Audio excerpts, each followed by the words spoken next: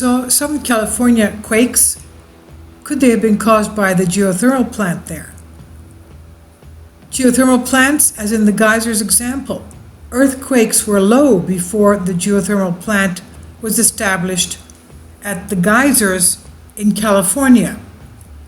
I just found this out today, and I was looking through the map to see where the earthquakes were from Southern California, and of course, radiating out, we've had San Andreas very active this past week, and even today.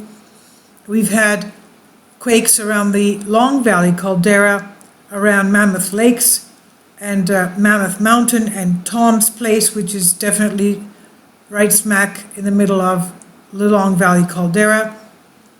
But I was looking at various sections around that area and happened to stumble upon this thing having to do with the geysers in California, because they had earthquakes there as well. And I said, okay, what's going on there? The Geysers is the world's largest geothermal field. It contains a complex of 22 geothermal power plants, drawing steam from more than 350 wells located in the Marianas Mountains, about 72 miles north of San Francisco. For about 12,000 years, the Native American tribes would build steam baths at the geysers and use the steam and hot water for healing purposes and cooking. And when Eastern Europeans first entered the area, 6 Indian tribes inhabited the area around the geysers, 3 bands of Pomo people, 2 bands of Wapo people, and the Lake Miwok people. And they also collected sulfur, which they called teke, named Tekana Sonoma, sulfur and well-containing water. And Cloverdale, in the southeast of Cloverdale, to the present day, Sulphur Creek is called. Now, the geysers were first seen by the European Americans and named in 1847 during John Freeman's survey of the Sierra Mountains and Great Basin. And William Bell Elliott, who called the area the geysers, quote unquote, although the geothermal features he discovered were not technically geysers, they were fumaroles between 1848 and 1854. They were fumaroles. Anyway, the geysers were later developed into a spa named the Geysers Resort Hotel. Now, going into the geothermal development of this, the geysers is the world's largest geothermal field, spanning area about 30 square miles in Sonoma Lake and Mendocino counties, California, centered in the area of Geyser Canyon and Cobb Mountain. Power from the geysers provides electricity to Sonoma Lake, Mendocino, Marin, and Napa counties. It's estimated that the development meets 60% of the power demand for this coastal region between the Golden Gate Bridge and the Oregon state line. Unlike most geothermal resources, the geysers is a dry steam field which mainly produces superheated steam. Steam used at the geysers produced from the Greywacke sandstone reservoir, capped by the heterogeneous mix of low permeability rocks and the underlaid by silicic intrusion. The gravity and seismic studies suggest that this source of heat for the steam reservoir is a large magma chamber over 4 miles beneath the surface. Of course, wherever you have geothermal, you've got magma. So this magma chamber over 4 miles of the surface and greater than 8 miles in diameter. The first geothermal wells drilled in Geyser Canyon were the first in the Western Hemisphere, by the way, and the first power plant at the geysers was privately developed by the owner of the Geyser Resort and opened in 1921, producing 250 kilowatts of energy to light the resort. In 1960, Pacific Gas and Electric, PG&E, began operation of their 11 megawatt plant at the geysers. The original turbine lasted for more than 30 years, producing 11 megawatt net power. Let's go into seismicity now. I'm reading, by the way, from Wikipedia.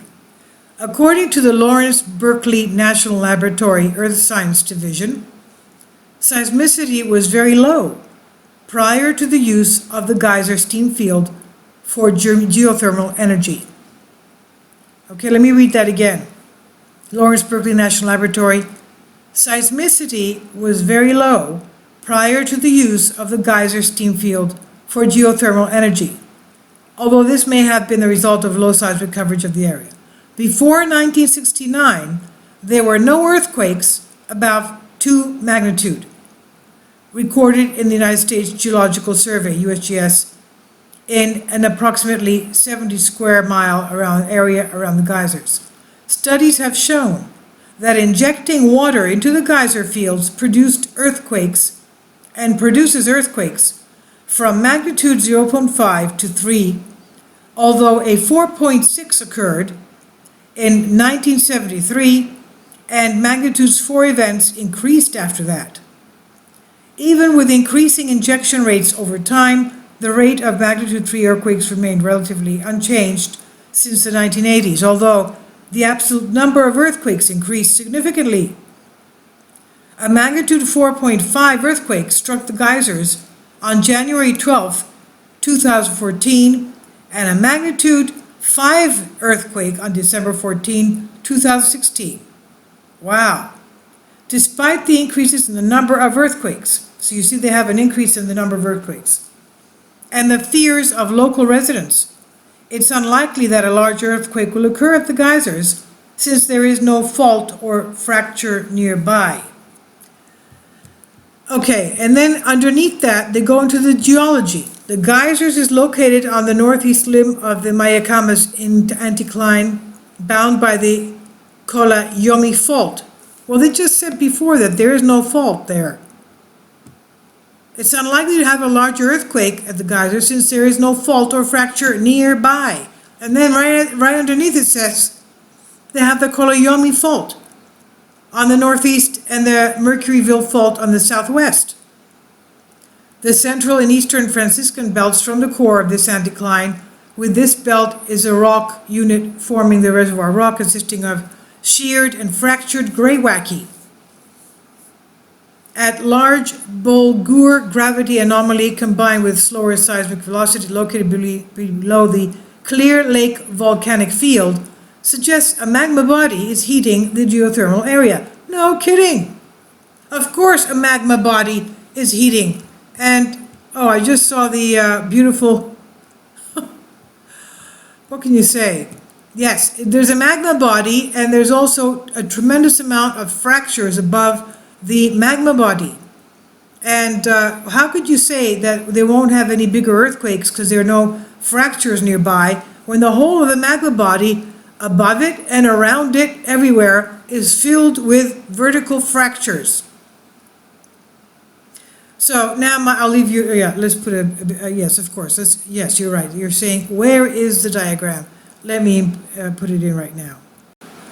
So you can see that the whole area above the magma chamber, which is heating, of course, and giving the geothermal energy, is riddled with fractures everywhere. Okay? What can you say? Because obviously it fills, it decreases, and all the whole time it's cracking everything up. So how could they say there are no fractures nearby? It's filled with fractures. And of course the residents are worried that they're going to have higher quakes because they seem to be increasing in number and in size.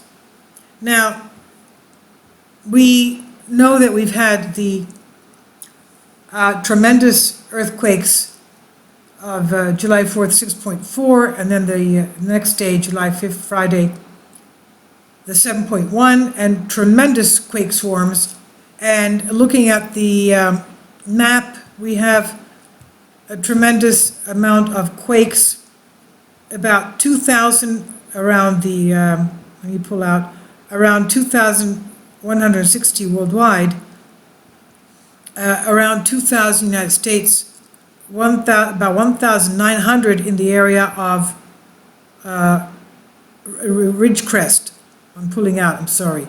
Ridgecrest, what is that? 32 near Clear Lake, okay. That's above San Francisco. We have 1,000 as it stands right now, it's 1,781. We've had 31. Oh, no, it's I pulled out, oh no. It's 1,809. And 40 in the Sacramento area around the geysers, which I was talking about. Those are the geysers, okay? 24 around San Diego, and we had 6 and 3, and just now a new one of 1.9 near Yellowstone National Park, a magnitude 1.9. So we had 10 around Yellowstone, and Mount Hood has 34 in Oregon, 40 at the geysers, 9, where is that? 9. Mammoth Lakes, 7, that's a volcano. Mammoth Lakes is a volcano. 7 earthquakes today. Mammoth Lake geology, wait a minute. Where am I with my Mammoth Lakes? Okay, it's Mammoth Lakes is just around under Mammoth Mountain, and Mammoth Lakes is a volcano. It's still active with minor eruptions, the largest of which was a minor phreatic steam eruption 700 years ago. Mammoth Mountain also lies in the south end of the Mono Inyo chain of volcanic craters. So we see that we have some kind of an increase. Okay, what is that? Okay. Okay, I'm talking to you, so I'm looking at the, okay. Oh my, okay, the whole area, Surles Valley, Ridgewood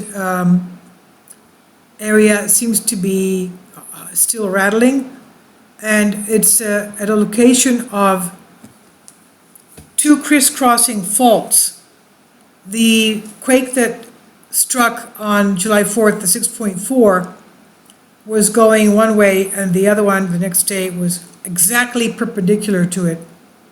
And that has, of course, in that area, given a lot of stress and change in the geography of the area. There have been, people call them fissures, I don't know why they call them fissures. They're cracks in the land, cracks.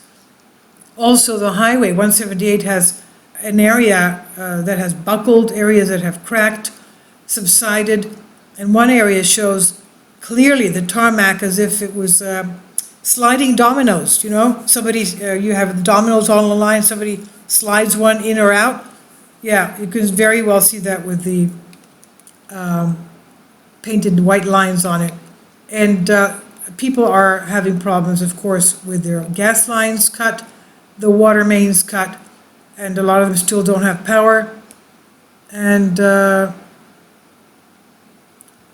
okay, I was looking at the sizes, but I'll go into another video of that. The only thing I wanted to say here for now is that it could be that the earthquakes here are from the geothermal plant at the area. And that, of course, as we saw in the geysers, has given earthquakes, a lot and big, as we see. Or who knows, maybe it also ticked off the magma chamber underneath, and somehow Lady Magma Chamber down there does not want to be touched that often, pricked that often. They have wells that go 12,000 feet down. That's what I found, and I wanted to inform you of that. That definitely the geothermal plants are the cause of the earthquake at the geysers, and I would assume the same thing would be happening in other geothermal areas as well, in other countries as well, not just here. And I'll leave links below for you for this.